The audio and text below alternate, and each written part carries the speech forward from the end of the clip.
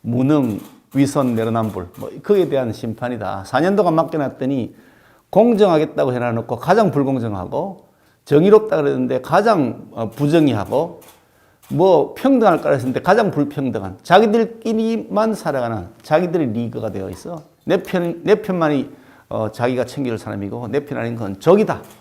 심지어 국민마저도 그렇게 인식하는 정권에 대해서 국민들이 신물난 것이다. 그것이 저는 첫 번째로 생각하고요. 또 두 번째로 우리 당이 아직 기대에 충분하게 충족되지는 않았지만 일정 부분 기대해 볼 만하다고 하는 그런 기대 가치를 조금 상승시켜 드린 측면이 있지 않을까 보는 거죠. 물론 아직 뭐 더 해야 될 것이 많이 남아 있습니다만 또 하나가 이제 이번 선거에서 후보 선출 과정, 우리가 후보 선출 과정을 굉장히 이게 상큼하다고 할까요? 아니면 굉장히 좀 극적이기도 하지만 굉장히 우리 스스로가 다 내려놓고 우리 기득권을 내려놓고 열린 광장에서 좋은 후보를 선택한다 그러면 우리가 다 오케이 하겠다라고 하면서 후보 단일화를 한 것이 결국 국민들에게 봤을 때 저 당이 이제는 좀 달라졌구나. 그리고 후보 저렇게 뽑았으면 밀어줘야지 하는 뭐 그런 과정이 이 세 가지 정도가 겹쳤던 것이 아닌가 그렇게 봅니다.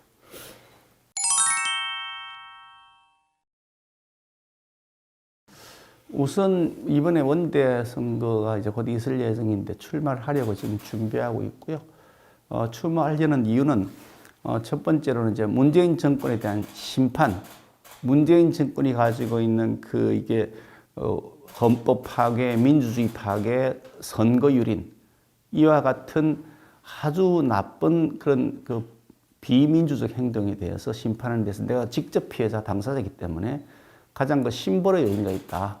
또 하나는 이 정권이 그렇게 탈탈 털어도 김기현이 죽이려고 청와대 뭐 8개 부서가 다 동원되고 경찰이 동원되고 심지어 뭐 행정부처까지 다 동원돼서 김기현이 잡으려고 탈탈 털었는데 결국 김기현에게 불법을 찾아낸 것이 없다. 저는 매우 깨끗한 청렴한 공직자 생활을 했다는 것이 검증을 받았다라고 하는 것이 하나가 있고 또 세 번째로는 제가 계파에 별로 속해 있지 않은 사람입니다. 그러다 보니까 이번 대선 국면에서는 어떤 계파 정치라든지 계파에 좀 많이 이렇게 치우쳐 있는 사람들은 곤란하다. 왜 그러냐면 우리가 야권 전체를 통합하고 야권 후보의 단일화를 만들어내야 되는데 특정 계파가 당 지도부가 되면 편향성이라든지 공정성에 시비가 걸릴 수 있기 때문에 그런 것들을 없게 하기 위해서는 굉장히 내가 적합한 인물이다. 어떤 계파에 속해 있지 않았다고 하는 것이 그런 게 있고요.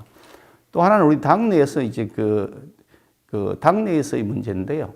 당내에도 아직도 뭐 친박, 비박 이런 형태의 조금씩의 잔재들이 남아 있는데 그런 면에서 좀 전에 저는 뭐 자유롭기도 하지만 또 동시에 남아 있는 우리 이슈가 이게 탄핵이라고 하는 탄핵의 찬성과 반대 의견이 아직도 당내에도 있고 우리 당을 지지하는 외곽 세력에도 있단 말이죠. 우리 당원들뿐만 아니라 당을 지지하는 외곽 세력에도 탄핵이 잘 됐냐 못 됐냐 하면 논란들을 벌이는 분들이 계신데 그런 논란에서 내가 자유로운 사람이다. 이것이 뭐 잘했냐 잘못했냐 문제를 이번 대선 국면에서 우리가 그걸 이슈를 만들어낼 이유가 없는 거죠. 그런 면에서 당의 통합, 이게 그러니까 우파 진영뿐만 아니라 중도 좌파 진영까지 함께 아우를 수 있는 그런 통합의 이미지로서는 내가 가장 적합한 것이 아닌가 그런 생각을 하고요. 그리고 저는 야당 국회의원을 하면서 대통령 선거를 해가지고 이겼고 여당 국회의원 하면서도 대통령 선거를 해서 이겼습니다. 그러니까 노무현 정권 시절에 국회의원을 했고 그리고 이명박 대통령을 탄생시킬 때 국회의원으로서 야당 국회의원으로서 전국 선거, 대통령 선거를 직접 뛰었던 경험이 있고 또 한 번 더 여당할 때 박근혜 대통령을 당선시켰을 때는 원내 수석부대표를 맡아 있으면서 원내업무를 총괄해서 지휘를 했습니다. 대선에서 원내업무를 잘 총괄해 실무적으로 지휘를 하면서 대통령을 당선시켰던 굉장히 치열했던 선거였습니다. 아슬아슬하게 이겼는데 그 선거를 해봤던 두 번이나 걸쳐서 대선을 직접 현장에서 뛰었던 경험이 있는 유일한 지금 뛰고 있는 후보 중에 유일한 사람이다. 그런 장점이 이게 이번 대통령 선거, 지방선거와 대통령 선거가 거의 동시에 진행되는 전국 단위의 선거에서의 경험이 저에게는 장점이라고 보고요. 또 마지막으로는 이게 당이 아무리 흔들리고 뭐 어려울 때도 풍찬 노선하면서 끝까지 한 번도 당을 떠나지 않고 지켰던 사람이다. 그러니까 당의 뿌리를 지켜왔던 뚝심 어리파다. 그런 면에서 내가 장점이 있다라는 말씀을 이제 드리는 것이 제가 출마에 관한 뭐 비언이고요. 그리고 우리 그런 면에서 보면 이게 여당과의 관계에서 보면 우리에게 지금 필요한 그 리더는 제갈량과 같은 그런 이게 리더십이다. 그러니까 굉장히 지략가가 필요하다 이렇게 생각합니다. 뭐 맞닥뜨려 싸우면 180대 100이니까 이길 방법이 없는 거죠. 그런데 그걸 제갈량처럼 수가 모자라지만 아주 좋은 전략을 통해 가지고 그러니까 이게 강원 양쪽의 전략, 외교적인 전략도 쓰면서 때로는 급소를 공격하는 방식으로 그 제갈량이 굉장히 아주 성공적인 전략가로 평가되고 있는데 요 국면에서 이 양쪽의 전력이 뭐 책임당원에서도 차이가 크게 나고 책임당원도 저쪽이 압도적으로 많거든요. 우리보다 한 3배 정도 많다고 해요. 책임당원도 많고 현역 지자체장이나 지방의회도 다 거의 다 장악돼 있고 거기다가 국회의원 숫자도 압도적으로 많고 이런 상황에서 우리가 원내 전략을 쓴 데서 그냥 맞붙어 싸우는 방식은 아니다. 여기서 싸울 것하고 치고 빠지기 작전해야 된다. 그래서 지략가가 필요하다라고 생각하는데 그 점에서는 제가 굉장히 적합하다는 거죠.